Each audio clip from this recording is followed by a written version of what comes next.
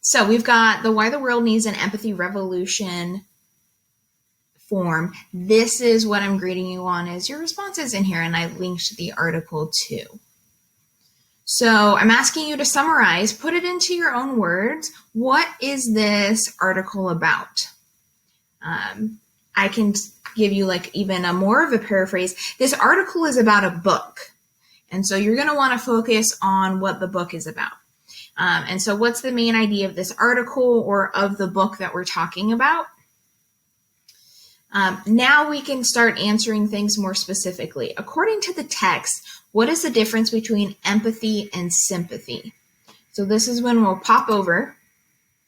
And I love this feature. Sometimes you can do a Control F search, and if it's in a document, and you can actually search for the word sympathy. Since it's about empathy, you'll get a lot of hits. But we've got some clues with a subtitle. So it says, what is empathy? And so our answer is in this paragraph. That many confuse empathy, feeling with someone, with sympathy, feeling sorry for someone.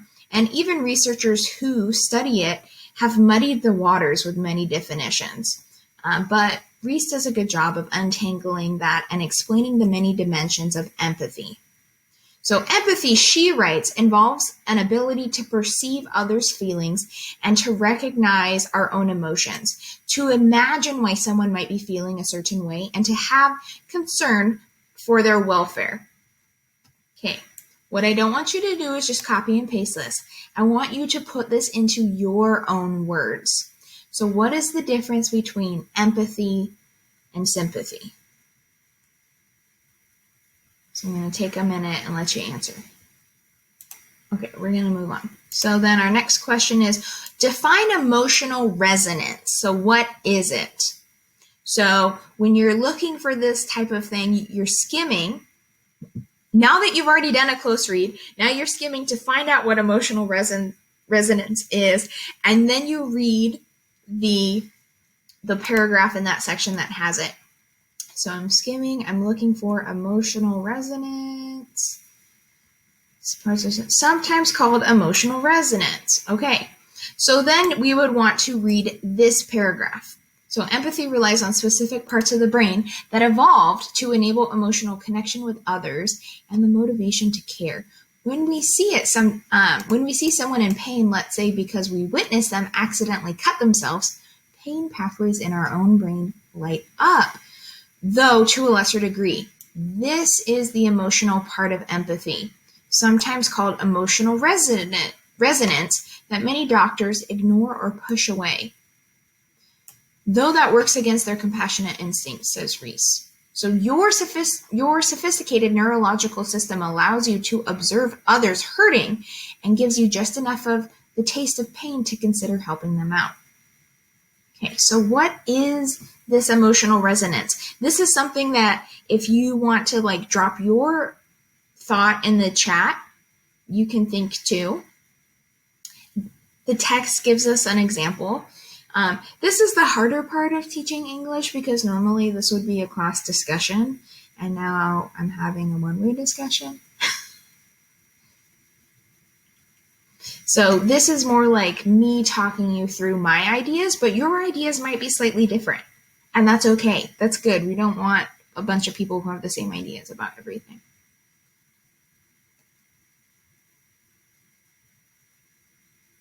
So what is emotional resonance? It's about like being able to feel someone else's pain. And so it really goes with feeling with someone, that our brain actually physically responds in pain when we see somebody in pain. That's why, you know, those America's Funniest Home Videos, when they like have an accident scene, that's why everybody goes, oh, that's empathy. I mean, it's a little bit of laughing at them, but it's also the reason we go, oh, is because we can imagine that pain. Okay, so why would doctors or EMTs push that away? that if empathy is something that makes us feel other people's pain, why would doctors or people in a medical field push that away? How might that affect their job? So that's about as much as I can say without giving the answer.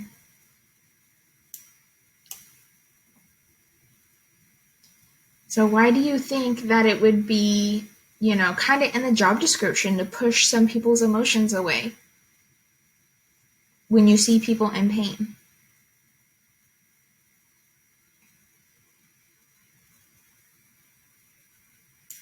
Let's look at the next one. Emotional resonance seems to be stronger for people who are similar to us. Why might that have a negative impact on others, especially in healthcare?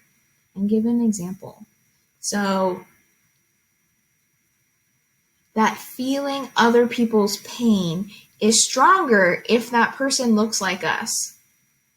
So if I see someone who, we're being transparent, we're being honest right here. Okay. So if I see somebody who is light-skinned and who has curly hair, I am more likely to see myself in them and to experience that emotional resonance.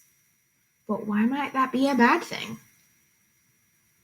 If I'm being extra sensitive to someone, then it means I'm leaving other people out. And let's be honest, not everybody has this gorgeous hair, so I'm leaving a lot of people out in that. I'm kidding. But I'm leaving a lot of people out if I have that tendency to react more compassionately towards people who look like me. That means we have a default jerk knee gut reaction to treat other people who are in pain who look different from us more harshly. Because it's like that tribe mentality. It's an us versus them. And evolutionarily, we did that so that we could protect ourselves and our tribe and our species. But now we're having to wrestle with this idea that people who don't look like us and who don't pray like us and who wear different clothes than us, they feel the same things. Hi Ashley, thanks for showing up. Nice to see you. So while the empathy tactics are intended for doctors, how might they benefit everyone?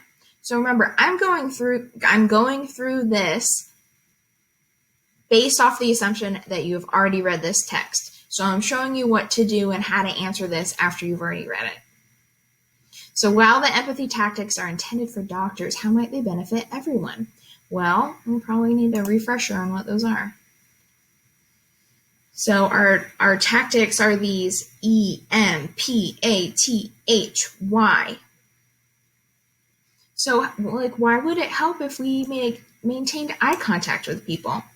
Why would it help if we were more aware of our posture when we talk to someone? How is it going to help if we are more aware of our tone? And that we actually listen when we hear people, that we don't just hear them?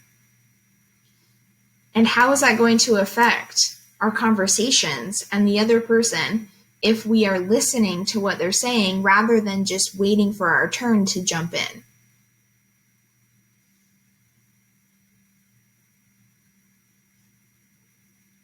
So, how might this benefit everyone if we tried a little bit harder to practice these tactics, to just be more aware of them as we're engaging in our day-to-day life?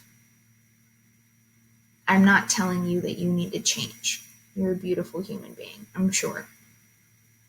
This is big question hypotheticals.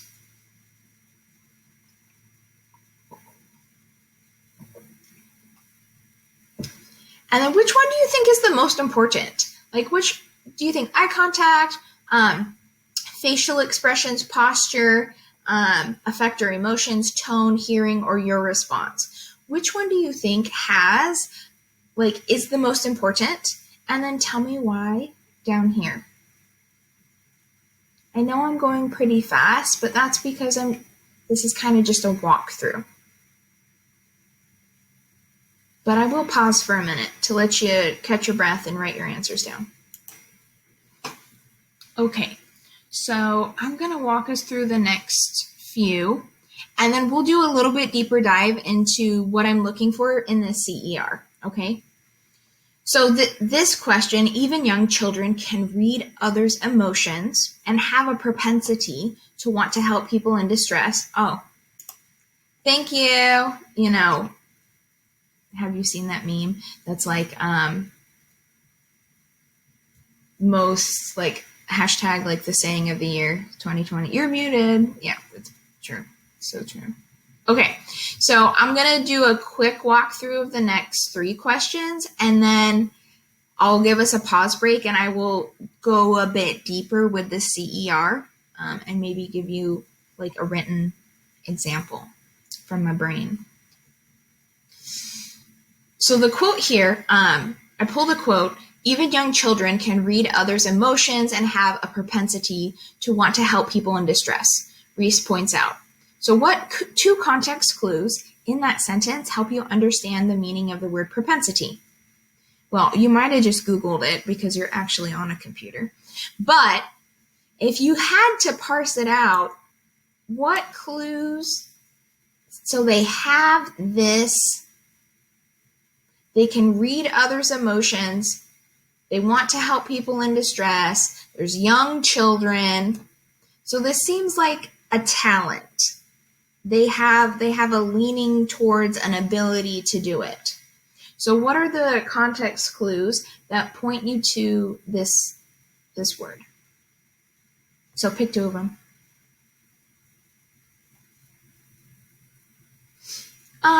This is like an in your own opinion. Do you think the world could use more empathy? Why? Why not?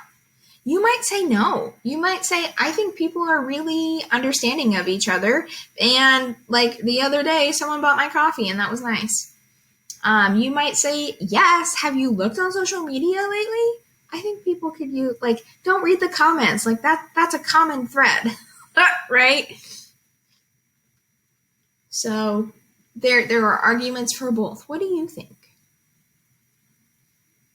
And in your own opinion, how can teachers continue to use empathy to encourage and support students? There's a line down here that talks about the effect of empathy and teaching empathy. So this section, Empathy Beyond Healthcare Settings, is about how can we become more empathetic people, even from a young age. So how can we start with kids and helping them be more aware of other people? Because the more that you're aware of other people's emotions, frankly, the better that you can communicate. And when you can communicate better, there is less drama in your life.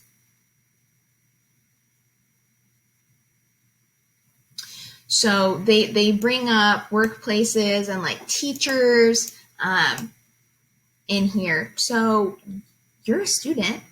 You are an expert on this position, on this perspective. What do you think teachers could do to show more empathy? Do we need a workshop? Is there something? I don't know. And you might say, I don't know, I'm a student. That's okay too. I'm just trying to pick your brain here with some application questions. So take a minute, answer these if you haven't already. And if you're ready, read through the directions for the CER, but I'll break it down for you.